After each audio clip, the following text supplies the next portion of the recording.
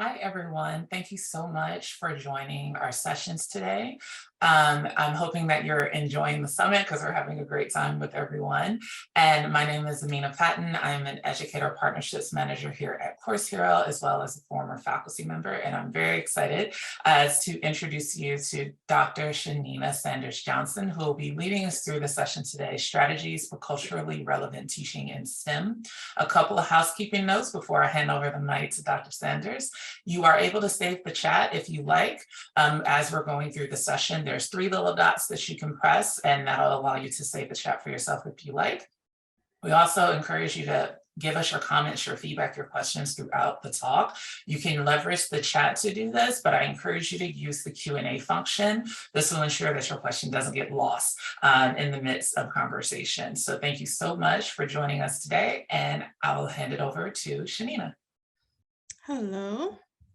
Can everyone see my screen? All good. Okay. So today I'll be talking to you about strategies for culturally relevant teaching in STEM. And just to give you an overview, I'll give a brief background about who I am. I'll talk about Spelman a little bit, where I teach now, and my journey to inclusive teaching there. And then I'll end by talking about culturally relevant teaching and some design and brainstorming around that topic. So I'm originally from Pearson, Georgia, which is a small town in South Georgia. Over to the left here is my family. I'm the oldest of 6, and I have an older half brother and sister, and this is us at my parents' 40th anniversary a few years ago. I currently live in Atlanta with my husband and my 7-year-old. This picture is a little old. I don't know how old he was here, but that's where I am now. I started college at Hampton University, which is a historically Black college or university in Hampton, Virginia. I was a chemistry major there and a first-generation college student. From Hampton, I went to UNC Chapel Hill, where Jeff Johnson was my advisor, and I worked in an organic synthesis lab where I made tetrahydrofurans from donor acceptor cyclopropanes. And so from North Carolina, I went straight to Spelman. So being from Georgia, I knew about Spelman College because it's known as #1 HBCU.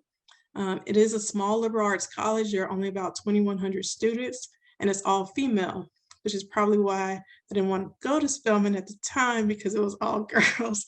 But I knew it was a good school. And that is evidenced by Spelman being ranked as the #2 undergraduate institution of origin of Black PhD scientists in the US. So between 2010 and 2020, Spelman produced over 393 PhDs. So this is not just from HBCUs, this is from all institutions in the US. The only institution that is above Spelman is Howard University, and Howard is much bigger than Spelman. So, and I think they only beat Spelman by about 10 PhDs during that time period. So the Department of Chemistry and Biochemistry, where I work, has produced over 120 of these PhD students. And for HBCUs overall, we only teach about 9% of Black students in the US, but 29% of Black students that get chemistry bachelor's degrees hail from HBCUs. So we're really doing a large part in educating STEM students that go on to graduate school, and also in the chemistry field where I am. So HBCUs are doing a really good job, but there's still a problem with underrepresentation of women and minorities in STEM. And so currently women earn about half of STEM degrees. You can imagine Black women earn a small degree, a percent of those, but overall, women only represent about 25% of the STEM workforce. And so there's a problem retaining women in STEM, and then there's also a representation problem. So reflecting on these barriers, I thought about, what can I, as an educator, as a college educator in chemistry, do? And so how can I better engage my students? How can I help them see the connections between chemistry in their lives, showing the relevance of chemistry that might make them stay in the field, the significance of it? And how can I help students to see themselves as chemists so they might stay in the field? And so part of that is their science identity, seeing themselves as a scientist. So I'm gonna slow down for a bit here, and I want you to join me at slido.com. The link was in the chat, 3538096. And using one or two words, can you describe teaching strategies you've used to make your classroom more inclusive? So this can be things like discussion, using POGL, just one or two words to tell me what you've been doing so I can see where we are as a group. So I'm going to give you about a minute for that. And let's see what pops up.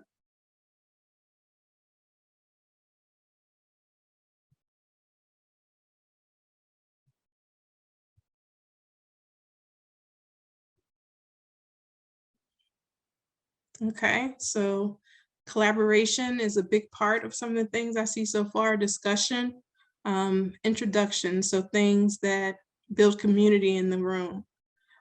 Conversation, the language we use, cooperative learning, case studies, group projects, student-friendly syllabus. Okay, so yes, a lot of these are bringing out some common aspects of building community in the class. Cahoots, I love Cahoots because they're fun for the students. Podcast discussion, opening rounds. Okay, so we have lots of things here, regrades. Okay, so this, I'm gonna close this out. And this leads me to some of the things that that I've used. And so some of these things I was saying, there are some commonalities.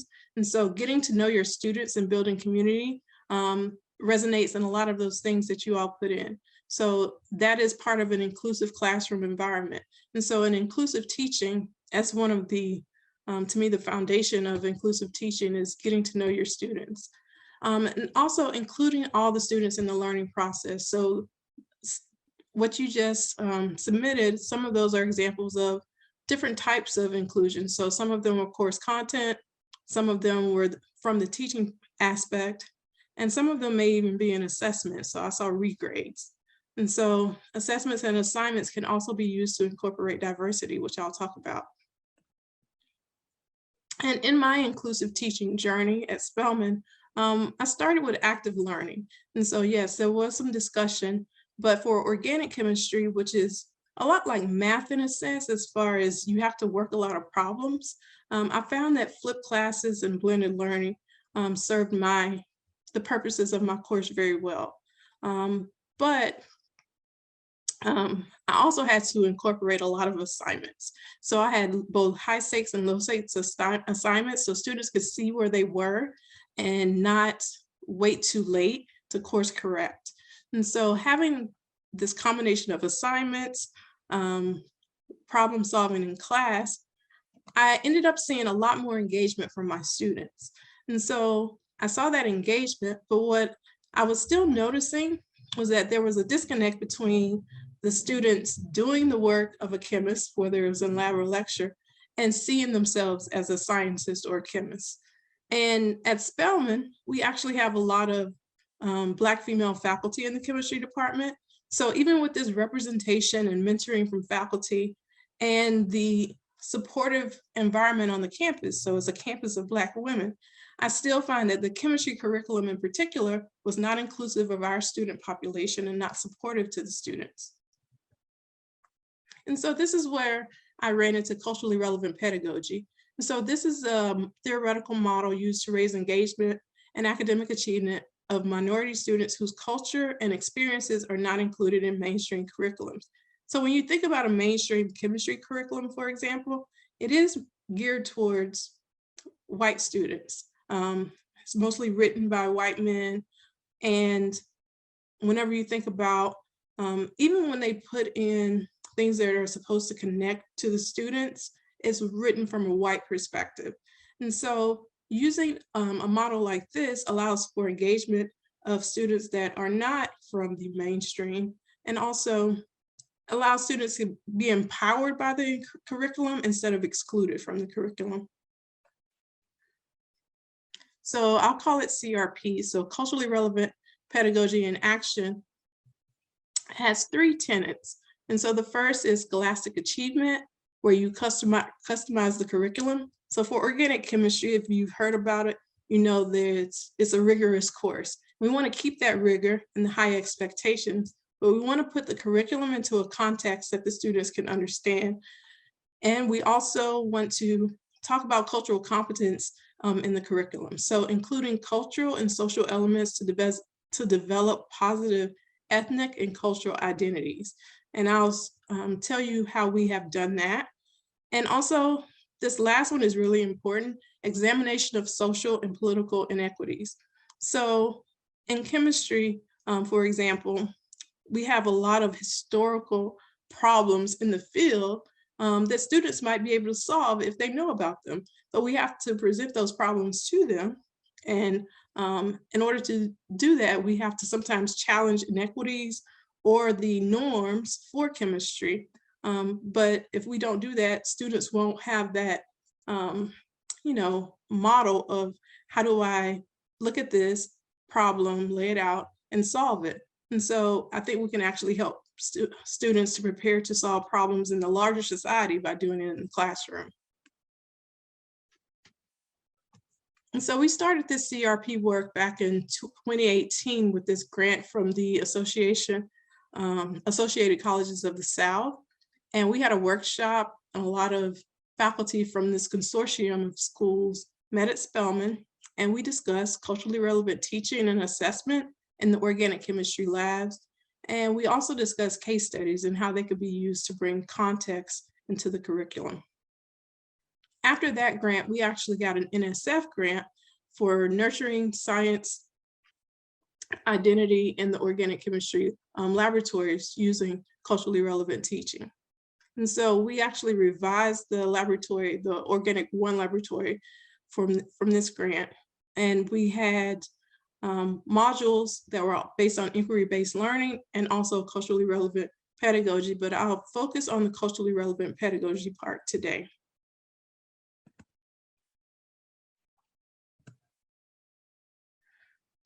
In creating these modules and activities, we wanted to do these 4 things. So acknowledge cultural norms among our students who are Black women, acknowledge the students' ability to create knowledge and also contribute knowledge to the course, acknowledge the importance of chemistry knowledge in addressing real problems, and also acknowledging socio-political perspectives in chemistry. And so that is somewhat some of those inequities that I was talking about. And the implementation included 2 types of modules. We called the first Beyond the Experiment modules, and the second, A Chemist Like Me activities. So I'm going to go through most of the Beyond the Experiment modules and one of the Chemist Like Me activities today. The first Beyond the Experiment module accompanied the synthesis of aspirin. And so if you're familiar with aspirin, aspirin originally, well, before we had aspirin, people used willow bark as a natural pain reliever. But willow bark had some bad side effects. It was too harsh, and aspirin was eventually made to counteract these side effects. But today we still use a lot of natural pain relievers and natural medicines, especially in the Black community because of this historical mistrust of medical professionals in the healthcare system. And so this Beyond the Experiment module actually asked students to interview a member of their family or their community and ask them about their alternative use of pain medicine. And so they interviewed someone, got that information, and then they researched it. So what was the mode of action for this remedy or this alternative medicine? So the chemistry of it, the biology of it, and then they came back to class and discussed it. And so we actually saw some commonalities between students from different regions, even students from different countries in some aspects. So it increased some cultural competencies. And it also brought community into the classroom because students were able to talk about these things, talk about family traditions in some cases. And a lot of these stories or people they interviewed were women. So it also kind of gave them a sense of, although we don't think about it as chemistry, women are really passing down this science throughout their family in a traditional sense. I also mentioned that A lot of this data was collected during COVID. So we were at home teaching online during this time when we started the grant. And the TLC of food dyes and extraction of chlorophyll were two experiments that students actually did at home. And so they were able to use stuff they had in their homes. And the second semester, we actually had some kits that they used also. But this beyond the experiment, they explored applications of dyes and also just reflected on the use of dyes in their personal lives, because we use dyes a lot. And I don't think, we think about it a lot. We eat them, we wear them, they're in our cosmetics and personal care items. And our students, being Black women, a lot of them were interested in cosmetics. So I have a couple of pictures of lipsticks and, hair color. But they were also interested in the diversity aspects of these. So in the last couple of years, there's been a lot of talk about shade matching with cosmetics. And so some of the students discussed why there weren't always shades that match our skin. Was it a science thing, or was it more of a diversity in the industry thing? And then also the safety aspects of this type of things, using hair dyes or eating certain dyes, because they found that in certain countries, some food dyes were banned, but in the US, they weren't. So students were, curious about why these things were different amongst different countries, what the rules were, and also how it impacted different cultures, because there were articles about kids being impacted by the food dyes and it causing, ADHD and things like that. And some of it was food that is like cereals that had lots of dye in them and things. And so some of it was a socioeconomic thing, and it would impact Black kids at a higher rate. So students were interested in those aspects. And one other beyond the experiment module was IR spectroscopy. So in organic chemistry, we use IR to identify functional groups in organic molecules, but we wanted the students to research other applications. So they worked in small groups, found applications, and then they presented them to the class. And so during COVID, contactless thermometers were really big, and they usually work with IR technology. And some other common ones are your key fobs, your remotes, but students also found things like iPhone Face ID and Apple AirPods use IR technology. And another one we discussed in class was hand dryers, because that came up with some diversity aspects, because there was a viral video that showed a person with darker skin trying to use a hand dryer. It wouldn't turn on. But when you put a paper towel underneath it, a white paper towel, it started working because the sensor wasn't activated. So there was talks about the incorporation of technology and diversity, and how that can be better done when diversity is actually in the room talking about these issues. And in culmination of these events, we asked the students to kind of review what they had learned. And so they could do this in two ways. They could either make a video of their favorite experiment, talk about the techniques used and how those techniques related to everyday life. So for example, with the extraction of spinach, they could talk about the extraction technique, how it worked in the lab, but then also talk about extraction in their everyday lives. So whether it was making tea or making essential oils, students shared all of these different applications. And so they could do that, or they could talk about the beyond the experiment modules themselves and how they related to them and what they learned from them. And so these students made these videos and they were judged by different faculty members, and we selected 5 finalists each semester. So we did this project for a year. And as you can see, this video here has over 1,000 views. And so one of the interesting things that I don't think we thought about when we made it, we wanted the students to, really share the videos among their circles, their whoever their social media circles were. And I was thinking, it would impact students and stuff. But it also, if you look at the comments, a lot of them came from older family members. And so it was actually a really good opportunity for the students' communities and their families to get a glimpse at what they did. And the way the project was set up, they were talking about it in a way that was very friendly, and not, the jargon was not really science. It wasn't this, it was easy to understand no matter who you were. And so a lot of the family members were making comments, you know, they, good job, baby, good job. But they were like, oh, I didn't know that this was related to this. So they were also teaching people in the process, which I hadn't really thought about. But I did expect them to, you know, really be able to connect with their families, because through doing the interviews and doing the things where they were reflecting on things in their own lives, maybe their communication with their communities and their families would be improved. But we also were able to, you know, add that teaching aspect in it that I hadn't originally thought about. The other activity was the Chemists Like Me event. And so the Chemists Like Me event, we actually did a panel of alumni. And so this panel was 3 alumni in the corporate sector. And so we don't often think about chemistry and the corporate sector. We often think about, oh, they're doing lab work and things like that. And so we wanted to expand what students thought about chemistry careers. And so we had 3 alumni from the chemistry department at Spelman. One was from MAC Cosmetics, one was from Goldman Sachs, and Rosalind Brewer, at the time, she was president of Starbucks, but now she is at Walgreens, I believe.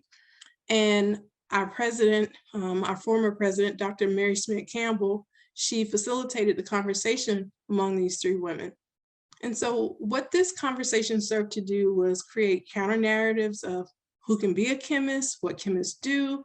It highlighted the relevance of a chemistry degree, and it also showcased some Spelman alums, and students were able to ask them, you know, what challenges did you have being a Black woman in this career? How did you get here? You know, they shared their journeys with them, but they also shared, you know, how that training in the chemistry field actually helped them every day. So their problem solving abilities, their analytical abilities have been aided by that training. So the students were able to really get a sense of, okay, what I'm doing is important and it can help me in these careers.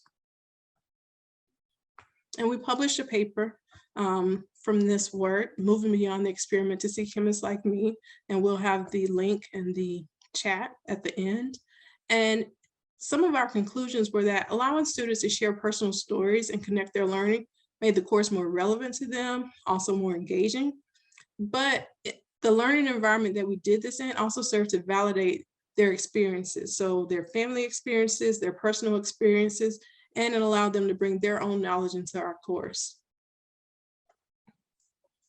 So let's slow down again and just ask you about some topics or themes involving culture that you think can be used in teaching. And so this can be things, yeah, I'm just gonna see what you put. I'm not gonna offer any suggestions. I don't see anything coming in, so I'll offer one suggestion. Food, news items, the current events, that's a really good one.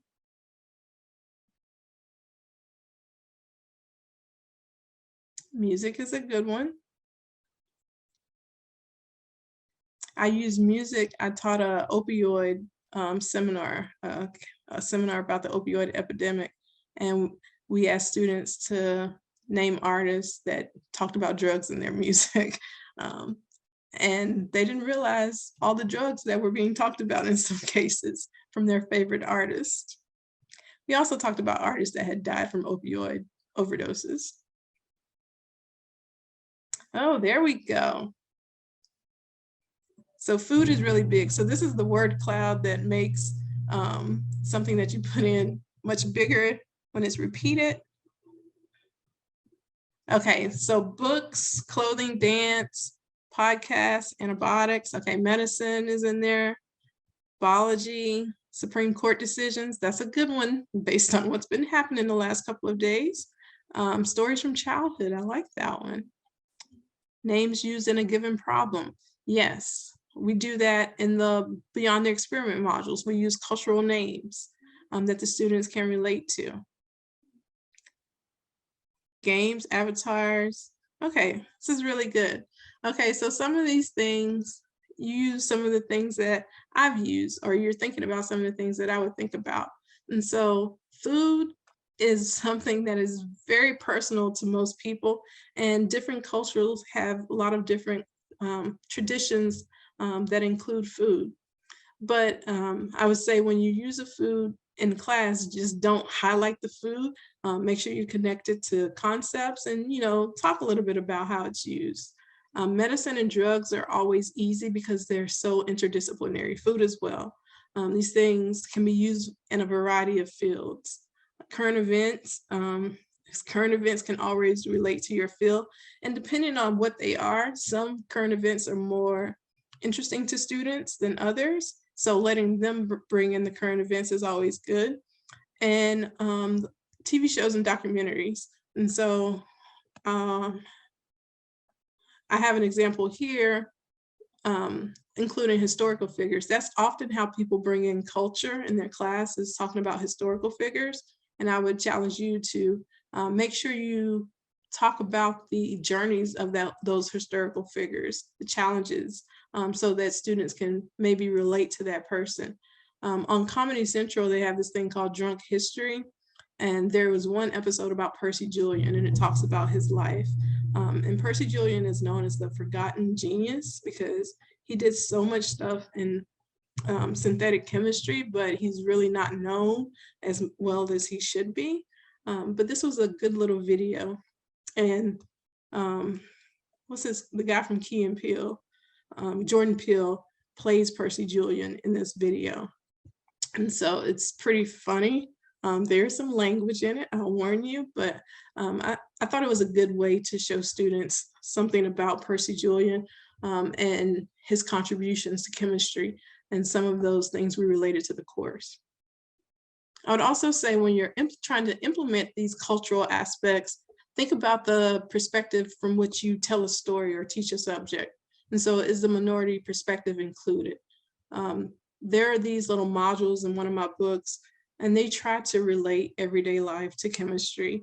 And they were using sunscreen in one example, but the sunscreen example, it was very clearly written from a white perspective, because it was talking about tanning and how the history of sunscreen from that perspective. But it didn't include the minority perspective, so my students couldn't really relate to the example. So we had to discuss, how did it relate to us? We talked about melanoma and how it can be really deadly in the Black community because some people think we don't need sunscreen. And then some doctors don't even know how to diagnose melanoma on dark skin. And so things like these can be very relevant, but if they aren't included in the curriculum or the textbook, students might not realize that they are connected to them. And lastly, instead of you trying to think of topics, again, allow students to contribute their stories, because they're going to bring in their experiences, they're going to bring in their culture, their background, and then you ask them to connect it to the science that you've been learning in class. And so I was talking about that opioid epidemic seminar I taught. It was to first-year students, and the students really did not know that much about the opioid epidemic. And I think part of that, COVID shut down most talk about the opioid epidemic, and they thought it went away, I guess. But they were familiar with shows like Euphoria, Dope Sick, Snowfall. And so I let them talk about those shows because I wasn't really watching them. And then they could kind of bring a human aspect to what the opioid epidemic was by talking about the characters and what was actually going on in the shows. So I used them as source material in a way because I didn't know the shows. And so it's sometimes good to ask the students, what they can contribute. I have an example here of an assessment. And this was from my organic class, and they picked a food or recipe. And so this is using the food example. And they could pick a food they liked or something from a family recipe. But it really helped them in terms of relating what we were doing in class to what they like to eat. And I framed it, had assessment criteria, and students also had to create exam questions, which really highlighted whether they knew the material or not. And so you can frame an assessment around something that wasn't necessarily included in the course and still get the feedback that you want. And I've also included this paper here, Embracing Culturally Relevant Pedagogy, which we'll include the link to. And this one, I use this story about Nearest Green, who was involved. He actually taught Jack Daniels how to make whiskey.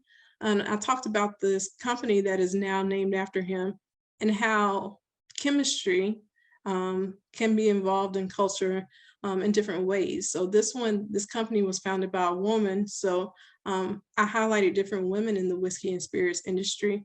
And then I used this to make a model for students to talk about culture and a different aspect of chemistry. So this was in the Organic 2 course. And so these are some of the topics that students picked. So you can see the cultural aspects in some of them. And we did this as a review project. And in the Organic 1 course, we used infographics, and students picked one of the infographics, and then they had to talk about those. So those were more interest type things. And the infographics we used were from Compound Interest. They have a lot of these infographics about different science topics. But what I find is missing from a lot of them is the cultural aspect. So you can ask students to add the cultural aspect, and then add some of the chemistry or science that you're doing in your class. So I say we all win when we put culture in our curriculum. And so adding culture in the curriculum can be engaging, it can be empowering to the students, and it can bring the community together. So it doesn't just benefit women or underrepresented students, it benefits everyone. And that is all I have. So these are my collaborators on our grants, and this work has been supported by both Associated Colleges of the South and the NSF. So now we can have some questions. Awesome. Thank you so much, Shanina. I had a question, knowing that you are, you spoke about being a Black woman teaching at a school full of Black women, which is awesome. I'd be curious if there are any faculty that maybe aren't from the same kind of cultural background potentially as their students. Do you have any advice or tips for them of how to maybe approach culturally relevant teaching if they're not necessarily from the same culture as their students? And so some of it, I think sometimes people might start with the historical figures aspect when they're not from the same culture, because it's easy to look those people up. But I also would say what I was saying about using the students, because it's really hard to figure out, what experience, because you have a diverse group of students usually. Just let the students bring that part in. So you teach the content, be the expert on what you're the expert on, but allow the space and opportunity for students to actually help you bring the culture into the classroom. So you can make the assignment, but it may not be, a broad assignment from your perspective. Have the students bring in some of those examples. Absolutely. And I think there's something else that I know we talked about this briefly about, teaching online versus being in person and things like that. Are there any differences or different approaches that you might take if you're dealing primarily in an online space and trying to do this kind of work with your students? In the online space, for chemistry, I think we did more of the group work than we actually do in person. So in-person labs, for example, we work individually. Students can talk, but that hands-on aspect is what we're looking for in person. So they have to work individually, but online we did a lot more collaborative work. And we also, I guess, had them use their families and outside entities more so than they would if they were in person. And so, like going out in the community and doing something. Awesome. You're getting a lot of love in the chat. I don't know if you're looking. But I'm not. everyone's saying thank you, how much they love the presentation. They're super inspired. There was a question earlier about learning more about writing case studies. So I wasn't sure if you had any resources or things in mind that could be useful for. So I went to the case study workshop in Buffalo. That is the top one that I know about. And they do different types of case studies. There are a lot of papers about that too. The guy's name is Herod, I believe, that is over most of that. And so they actually have an online case study, National Case Study Teaching Network or something like that. Is out of Buffalo, New York. They have some things online, and so they have case studies, and then they also have like teaching materials. So you can use the teaching part to set up the case study in your class. So they give you little notes, they give you questions. And then they have different topics. So that's a good resource to start with if you don't want to write your own. There are already, use them as resources that are already out there. And don't try, because it takes a lot of time if you don't know how to do it as well. But yeah, just going to like a workshop or two about how to use them will be helpful, I think. Awesome. And I see someone drop the links in the chat. Thank y'all so much. Y'all have been great. And share with each other. We appreciate it. I did drop the links from the presentation in the chat as well. And remember, you are able to save the chat. So if you want to go back and be able to look at any of these resources, you'll be able to do that. Thank you so much, Shanina, for your presentation. I think you've inspired everybody in the audience today with bringing some more culturally relevant teaching into their classes. So thank you so much. And I think we can wrap a little early on our session today. So thank you, everyone. Have a good rest of your day. We still have a couple more sessions, I think, in Summit. So I hope to see you at the next one.